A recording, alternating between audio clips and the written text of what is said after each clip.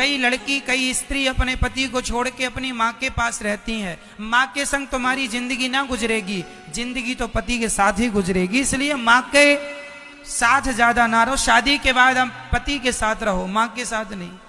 कई बेटियां अपनी माँ के साथ रहती और माँ भी कम नहीं। बेटी मैं तुझे रोता हुआ नहीं देख सकती, मेरी जिगर की टुकड़ी। लो, अरे मेरी माँ,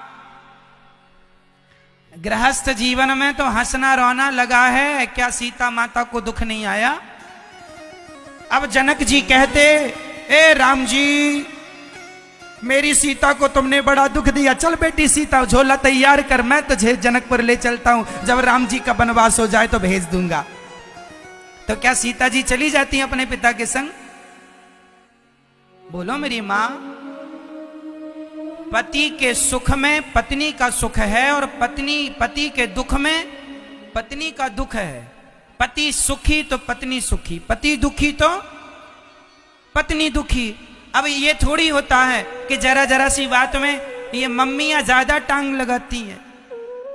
बेटी क्या सब ठीक है ससुराल में? ना मां, पति हमारे थोड़ा सुनते नहीं है, मां की सुनते ज्यादा है। अच्छा, जरा दामाद जी से बात तो कराना हमारी। दामाद जी, शादी हुई थी, 10 लाख दिया, 10 लाख हमने खरीदा है आपको।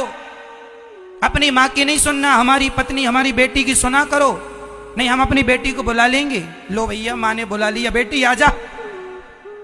आ गई बेटी। अब एक दिन पति का फोन आया अपनी पत्नी के लिए, सुनती हो, कब आओगी? पत्नी ने, मां फोन आया उनका। क्या कहूं? मां ने कहा, कह दे आप आओगे नाक रगड़ते हुए, तब जाऊंगी। लो भैया, पति आया, नाक रगड़। आजकल की पत्नियां यही चाहती हैं, मेरा पति नाक रगड़े। तुम अपने पति को ना, पति ऐसा लगता नहीं पति है ये, ऐसा लगता कुत्ता वुत्ता है। जब चाहे जब नाक रगड़वा दिया, जब चाहे जो कह दिया। मां से भी गाली पड़वा दी, बाप से भी गाली पड़वा दी और कहती हो भगवान है। अरे भाई ऐसा, मेरी मां, पति का आदर किया करो, पति का सम्मान किया करो। और तुम्हारी मां का कोई अधिकार नहीं है। माता सती उस यज्ञ में जलकर समाप्त हो गई थी जिस यज्ञ में उनके पति का। एक स्त्री वही स्त्री है जो अपना अपमान सह ले पर अपने पति का अपमान ना सहे। वो नारी कोई नारी ही नहीं है जो अपने पति का अपमान करे और कराए। तो आप में से कितनी माताएं ये चाहती हैं कि आपका पति नाक रगड़े आपकी मां के आगे?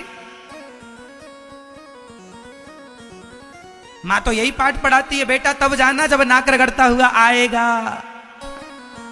कई माओ ने तो अपनी बेटियों की जिंदगी बर्बाद कर दी यही पढ़ा पढ़ा के। हाँ या ना? हाँ।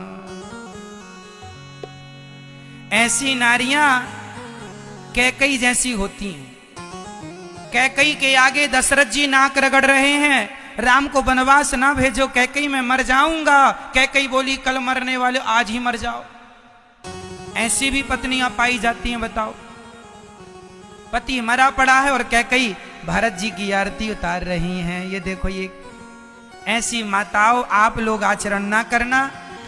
तुम्हारी माँ अच्छी है, माँ का सम्मान करना, पर माँ गलत बात कहे ना तो उसकी गलत बातों में ना आना। एक बार अपने दिमाग से सोचना कि अब तुम्हारा साथ जीवन भर माँ देगी या पति देगा। यदि पति गलत रास्ते पर है तो पत्नी का ही धर्म है कि वो उसे सही रास्ते पर लेकर के आए। अब जैसा है, शादी के पहले क्यों नहीं देखा कि गलत था? क्यों नहीं मुआयना किया कि शराबी था? अब जैसा है, अब तुम्हारा पति है, अब कोई किंतु परंतु नहीं।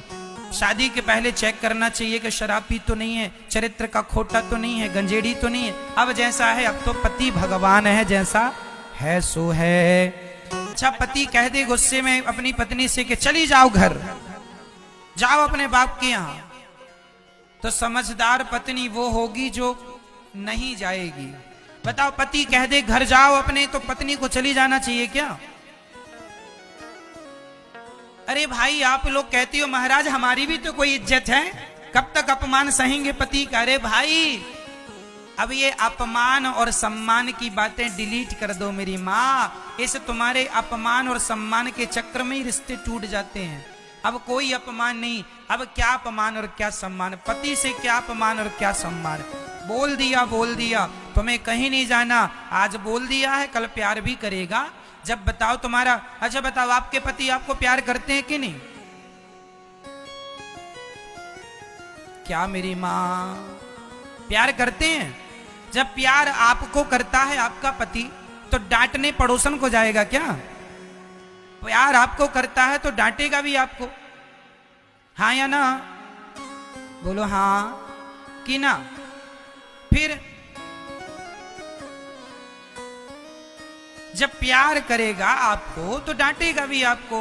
सुन लो, अब आप लोग छोटी छोटी बातों में झोला उठाई और मैं मायके चली जाऊंगी तुम देखते रहियो। अब जरा सी बात हुई, झोला उठाए मायके चली गई।